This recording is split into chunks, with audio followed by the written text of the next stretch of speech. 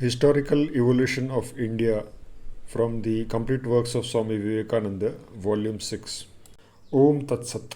Om Namo Bhagavate Ramakrishnaya. Nasatah Sajjayate. Existence cannot be produced by non existence. Non existence can never be the cause of what exists. Something cannot come out of nothing. That the law of causation is omnipotent and knows no time or place when it did not exist is a doctrine as old as the Aryan race, sung by its ancient poet-seers, formulated by its philosophers, and made the cornerstone upon which the Hindu man, even of today, builds his whole scheme of life. There was an inquisitiveness in the race to start with, which very soon developed into bold analysis. And though, in the first attempt, the work turned out might be like the attempts with shaky hands of the future master sculptor, it very soon gave way to strict science, bold attempts, and startling results. Its boldness made these men search every brick of their sacrificial altars, scan, cement, and pulverize every word of their scriptures, arrange, rearrange, doubt, deny, or explain the ceremonies. It turned their gods inside out and assigned only a secondary place to their omnipotent, omniscient, omnipresent creator of the universe, their ancestral father in heaven, or threw him altogether overboard as useless and started a world religion without him, with even now the largest following of any religion. It evolved the science of geometry from the arrangements of bricks to build various altars, and startled the world with astronomical knowledge that arose from the attempts accurately to time their worship and oblations. It made the science of mathematics the largest of any race, ancient or modern, and to their knowledge of chemistry, of metallic compounds in medicine, their scale of musical notes, their invention of the bow instrument, all of great service in the building of modern European civilization. It led them to invent the science of building up the child mind through shining fables, of which every child in every civilized country learns in a nursery or a school and carries an impress through life. Behind and before this analytical keenness, covering it as in a velvet sheath, was the other great mental peculiarity of the race: poetic insight. Its religion, its philosophy, its history, its ethics, its politics were all inlaid in a flower bed of poetic imagery. The miracle of language, which was called Sanskrit or perfected, lending itself to expressing and manipulating them better than any other tongue. The aid of melodious numbers was invoked even to express the hard facts of mathematics. This analytical power and the boldness of poetical visions which urged it onward are the two great internal causes in the makeup of the Hindu race. They together formed, as it were, the keynote to the national character. This combination is what is always making the race press onwards beyond the senses. The secret of those speculations which are like the steel blades the artisans use to manufacture, cutting through bars of iron, yet pliable enough to be easily bent into a circle. They wrought poetry in silver and gold, the symphony of jewels, the maze of marble wonders, the music of colors, the fine fabrics which belong more to the fairyland of dreams than to the real, have back of them thousands of years of working of this national trait. Arts and sciences, even the realities of domestic life, are covered with a mass of poetical conceptions, which are pressed forward till the sensuous touches the supersensuous, and the real gets the rose hue of the unreal. The earliest glimpses we have of this race show it already in the possession of this characteristic, as an instrument of some use in its hands. Many forms of religion and society must have been left behind in the onward march before we find the race as depicted in the scriptures, the Vedas. An organized pantheon, elaborate ceremonials, divisions of society into hereditary classes necessitated by a variety of occupations, a great many necessaries, and a good many luxuries of life are already there. Most modern scholars are agreed that surrounding as to climate and conditions purely Indian were not yet working on the race. Onwards through several centuries, we come to a multitude surrounded by the snows of Himalayas on the north and the heat of the south, vast plains, interminable forests, through which mighty rivers roll their tides.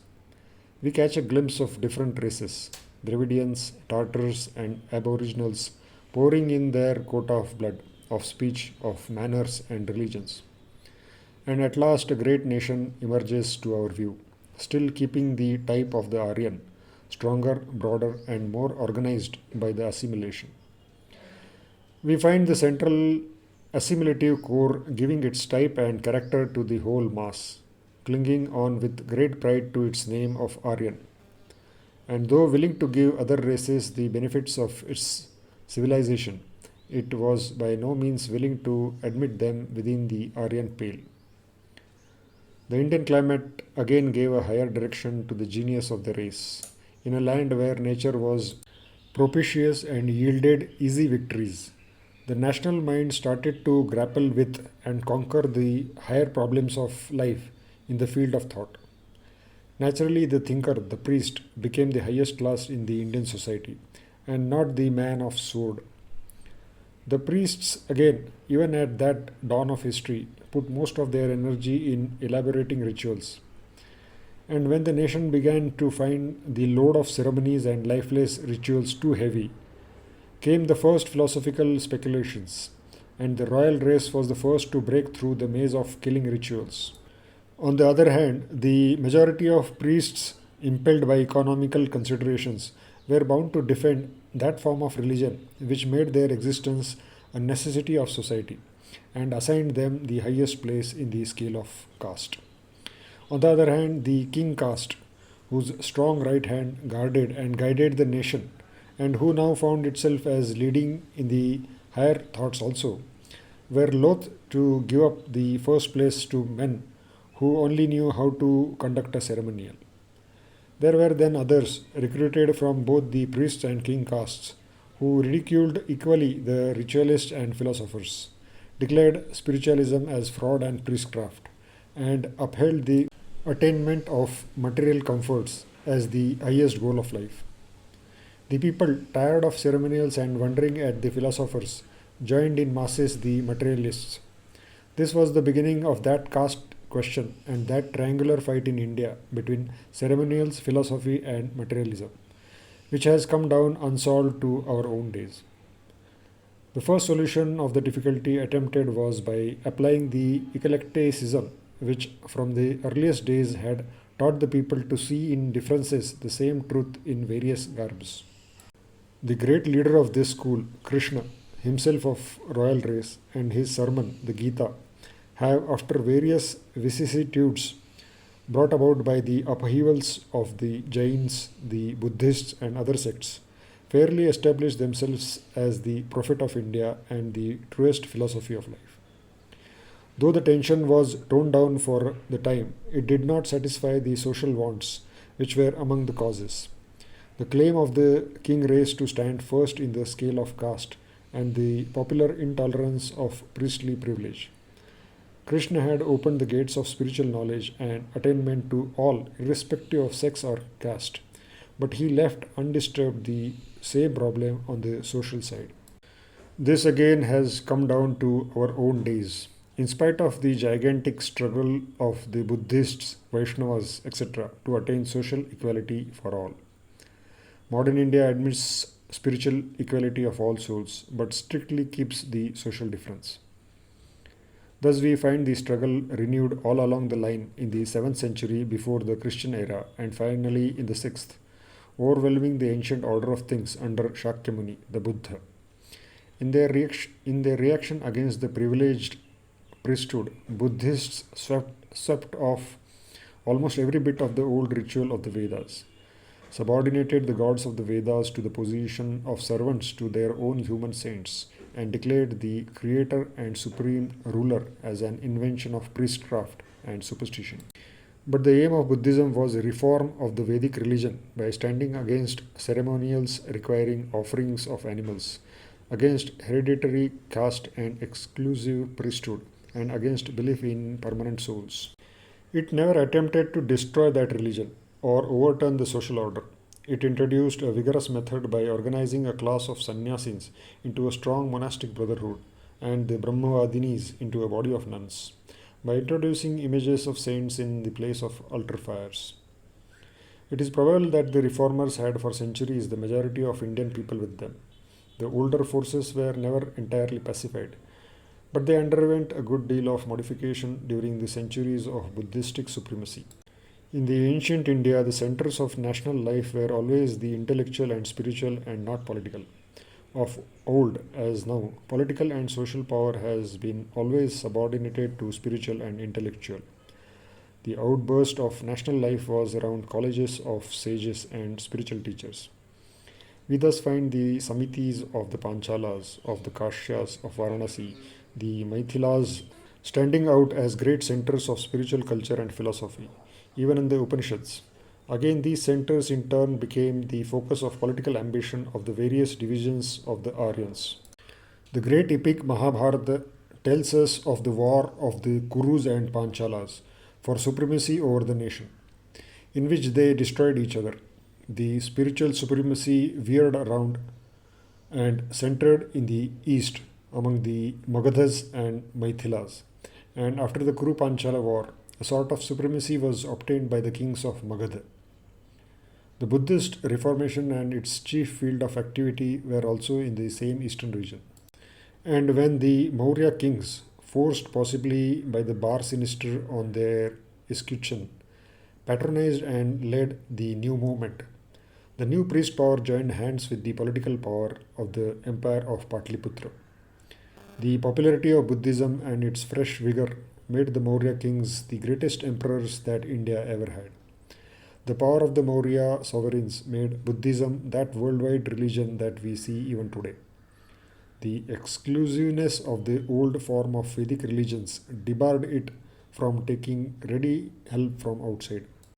At the same time, it kept it pure and free from many debasing elements which Buddhism, in its propagandist zeal, was forced to assimilate. This extreme adaptability in the long run made Indian Buddhism lose almost all its individuality. An extreme desire to be of the people made it unfit to cope with the intellectual forces of the mother religion in a few centuries. The Vedic party, in the meanwhile, got rid of a good deal of its most objectionable features, an animal sacrifice, and took lessons from the rival daughter in the judicious use of images, temple processions, and other impressive performances, and stood ready to take within her fold the whole empire of Indian Buddhism, already tottering to its fall. And the crash came with the Scythian invasions and the total destruction of the empire of Patliputra. The invaders, already incensed at the invasion of their central Asiatic home by the preachers of Buddhism, found in the sun worship of the Brahmins a great sympathy with their own solar religion. And when the Brahminist party were ready to adapt and spiritualize many of the customs of the newcomers, the invaders threw themselves heart and soul into the Brahminic cause. Then there is a veil of darkness and shifting shadows. There are tumults of war, rumors of massacres, and the next scene rises upon a new phase of things. The empire of Magad was gone. Most of northern India was under the rule of petty chiefs, always at war with one another. Buddhism was almost extinct except in some eastern and Himalayan provinces and in the extreme south. And the nation, after centuries of struggle against the power of hereditary priesthood, awoke to find itself in the clutches of a double priesthood of hereditary Brahmins and exclusive monks of the new regime, with all the powers of the Buddhistic organization and without their sympathy for the people. A renascent India, bought by the valor and blood of the heroic Rajputs, defined by the merciless intellect of a Brahmin from the same historical thought center of Mithila, led by a new philosophical impulse organized by Shankar and his band of sannyasins, and beautified by the arts and literature of the courts of Malwa, arose on the ruins of the old. The task before it was profound, problems vaster than any their ancestors had ever faced. A comparatively small and compact race of the same blood and speech, and the same social and religious aspiration, trying to save its unity by unscalable walls around itself, grew huge by multiplication and addition during the Buddhistic supremacy. And it was divided by race, color, speech, spiritual instinct, and social ambitions into hopelessly jarring factions. And this had to be unified and welded into one gigantic nation. This task Buddhism had also come to solve, and had taken it up when the proportions were not so vast. So long it was a question of Aryanizing the other types that were pressing for admission, and thus, out of different elements, making a huge Aryan body. In spite of concessions and compromises, Buddhism was eminently successful and remained the national religion of India. But the time came when the allurements of sensual forms of worship, indiscriminately taken in along with various low races, were too dangerous for the central Aryan core, and a longer contact would certainly have destroyed the civilization of the Aryans. Then came a natural reaction for self preservation, and Buddhism as a separate sect ceased to live in most parts of its land of birth. The reaction movement, led in close succession by Kumaril in the north and Shankar and Ramanuja in the south, has become the last embodiment of that vast accumulation of sects and doctrines and rituals called Hinduism. For the last 1,000 years or more, its great task has been assimilation, with now and then an outburst of reformation.